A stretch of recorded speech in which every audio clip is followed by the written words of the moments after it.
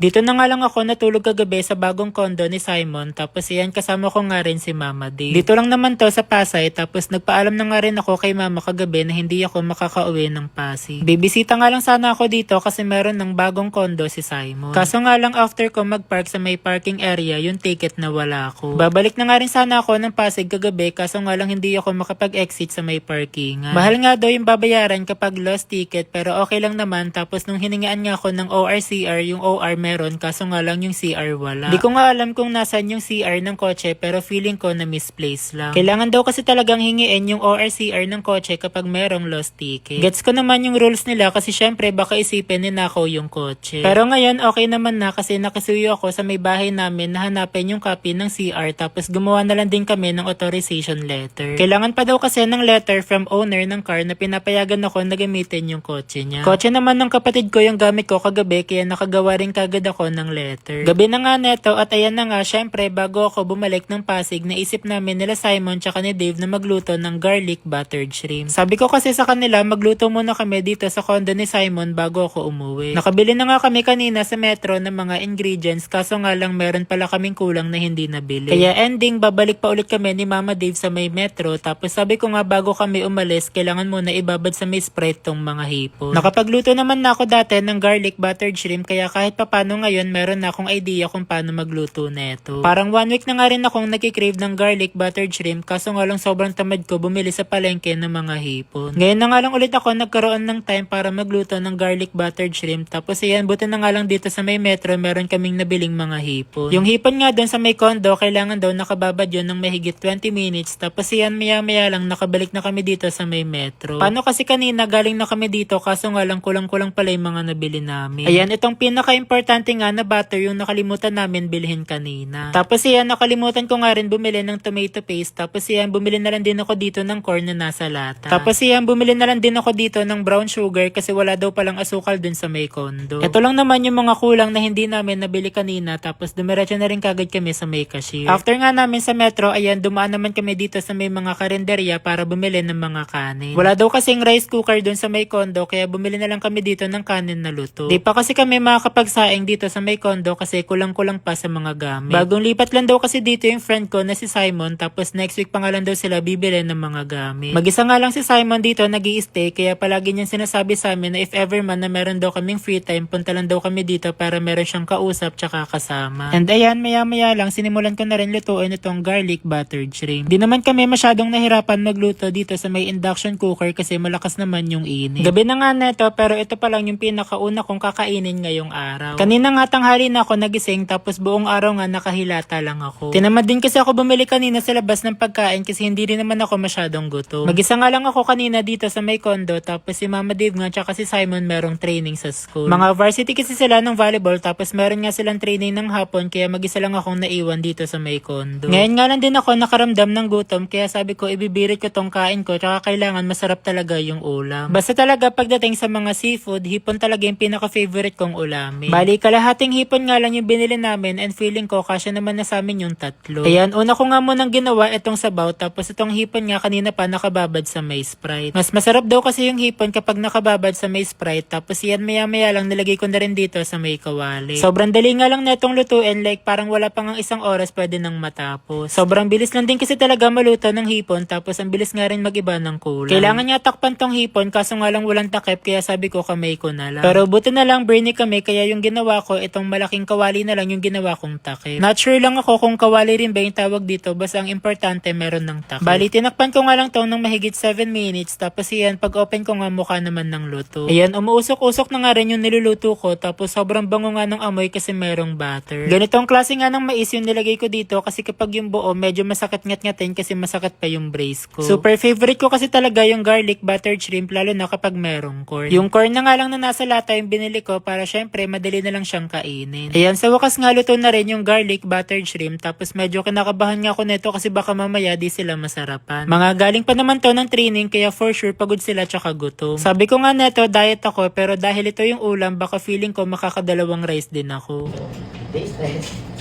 Ay! Sama! Ang sarap legit, promise. Walang keme, promise. Tikman mo. Sabaw lang sabaw lang muna, promise. Super duper sarap. Like legit. Ay, sabaw palang ulam na. Tikman mo lagay mo sa kanin, ma. Very, very legit. Very, very. Promise, sabaw pa lang ulam na. Nice. Huy! Masaya kasi ako nagluluto, kaya yung ulam masarap. Pero kasi pag galit ako yung ulam, di masarap eh. So, masaya. Eh masaya ako. Ayun, sarap yung ulam. Tsaka wala na tong tansya-tansya. Kung ano yung nasa puso mo. Ayun na yun. Sobrang natuwa nga ako sa luto ko kasi sila Simon tsaka si Mama Dave nasarapan din sa niluto ko. Super pasabog talaga yung lasa, walang eme, parang i-rate ko nga siya ng 20/10. Like as in, super sarap talaga ng luto ko pang restaurant. Sabi ko nga partida kasi hindi ko na rin tinansya yung paglagay ng asukal, asin, paminta, magic sarap tsaka oyster sauce. Pero grabe, nakakatuwa lang kasi pasabog pa rin yung lasa. Ayan, share ko na rin sa inyo guys itong legit at license na Mega Wagi at ilalagay ko na lang din yung link nito sa comment section.